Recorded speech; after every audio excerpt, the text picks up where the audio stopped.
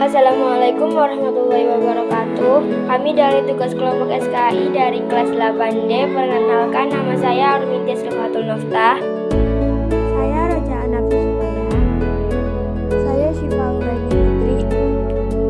Saya Andine Putri Febriani. A. Keruntuhan Dinasti Umayyah. Dinasti Umayyah berjaya kurang lebih 90 tahun, 661 sampai 750 Masehi. Namun, pada akhirnya mengalami masa-masa kemunduran, ditandai dengan melemahnya sistem politik dan pemerintahan. Di samping munculnya berbagai tekanan dari luar berupa pemberontakan, kekhalifahan Bani Umayyah sangat lemah dan tidak bisa mengendalikan pemerintahan dan keamanan. Terutama setelah keluarga khalifah sering terjadi pertikaian, misalnya yang dilatar belakangi oleh perbuatan kekuasaan untuk menduduki jabatan khalifah. Khalifah Hisham diteruskan oleh Al-Wahid II, Yazid III, Ibrahim dan Marwan bin Muhammad.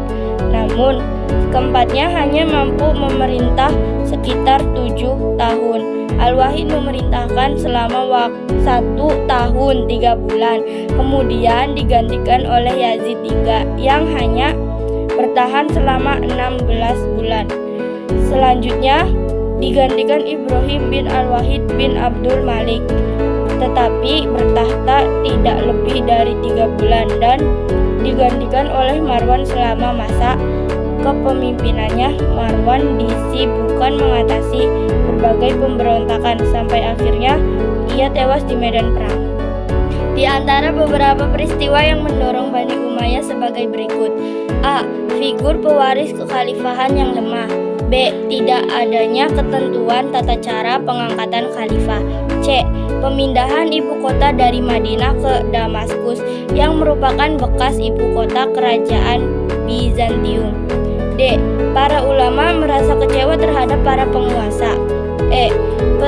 Pertentangan yang sudah lama terjadi antara suku Arab Utara dengan Arab Selatan. F. Ketidakpuasan sejumlah pemeluk Islam non-Arab. G. Latar belakang terbentuknya Daulah Umayyah. H. Penyebab langsung tergulingnya Daulah Umayyah.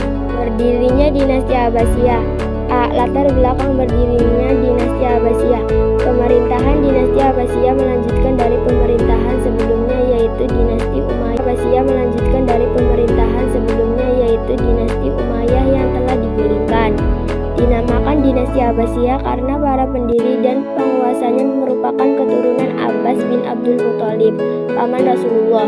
Nama Abbasiyah berasal dari kata Al-Abbas, itu adalah nama seorang keturunan Bani Hashim. Menjelang runtuhnya Dinasti Umayyah, ini para khalifah dan pejabat negara lainnya melakukan kekeliruan dan kesalahan yang menyebabkan terjadinya kekacauan tersebut. Kelompok-kelompok yang merasa tidak puas terhadap Dinasti Umayyah yang menyebabkan runtuhnya dinasti tersebut. Kelompok tersebut membentuk suatu kekuatan gabungan yang dikoordinasi dan dipimpin oleh keturunan Al-Abbas, paman Nabi Muhammad. Untuk mencari dukungan masyarakat luas, kelompok Dinasti Abbasiyah melakukan propaganda yang mereka sebut sebagai gerakan dakwah. Di samping itu meraih simpati umat dan dukungan kaum Syiah, mereka tidak mengusung nama Bani Abbas tetapi mengusung nama Hashim.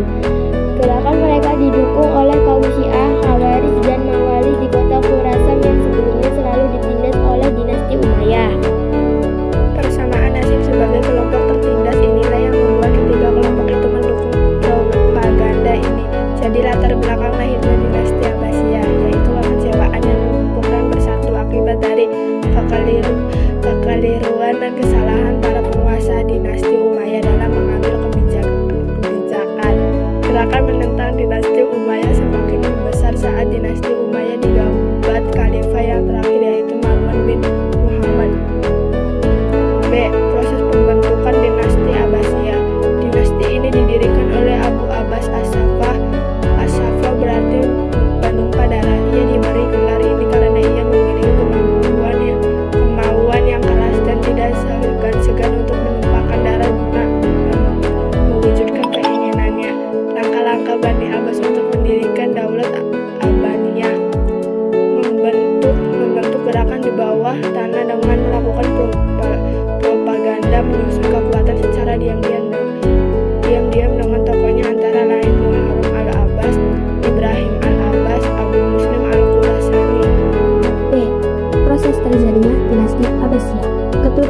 dinasti Umayyah pada tahun 170 Masehi menjadi tengkorak awal berdirinya dinasti Abbasiyah. Khalifah pertamanya adalah Abdullah As-Saffah bin Muhammad bin Ali bin Abdullah bin Abbas bin Abdul Muthalib. Dinamakan dinasti Abbasiyah karena para pendirinya adalah keturunan Abbas bin Abdul Muthalib. Paman Nabi Muhammad SAW Abdul Muthalib. Dinamakan dinasti Abbasiyah karena para pendirinya adalah keturunan Abbas bin Abdul Muthalib.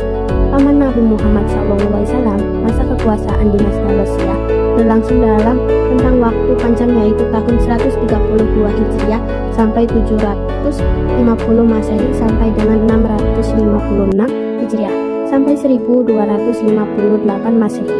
1. Proses pembentukan dinasti Abbasiyah.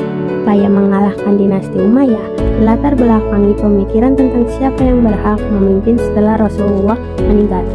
Bani Hashim, kaum Alawiyun sebagai keturunan Rasulullah, pernah mengemukakan hal tersebut, salah satunya dengan mempropaganda bahwa orang-orang Abbasiyah lebih berhak daripada Bani Umayyah.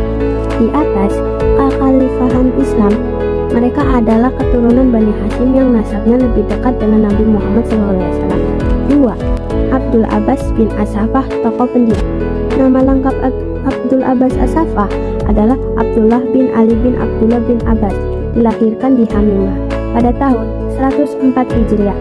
Pemimpin gerakan Abbasiyah, dilahirkan dari seorang ibu bernama Rabtah binti Abaidullah al-Harisi, sedangkan ayahnya bernama Muhammad bin Ali. Ia mendapat gelar As-Saffah yang berarti pengalir darah dan pengancam siapa saja yang membangkang pihak yang menentang. Abdul Abbas seorang bermoral tinggi dengan memiliki kesetiaan. Beliau disegani dan dihormati oleh kerabat-kerabatnya. Ia memiliki pengetahuan yang luas, pemalu, budi pekerti yang baik, dan dermawan menurut Asy'ari. Sekian dari saya. Bila ada salah perkataan ataupun hal yang lainnya, mohon maaf yang sebesar-besarnya. Assalamualaikum warahmatullahi wabarakatuh.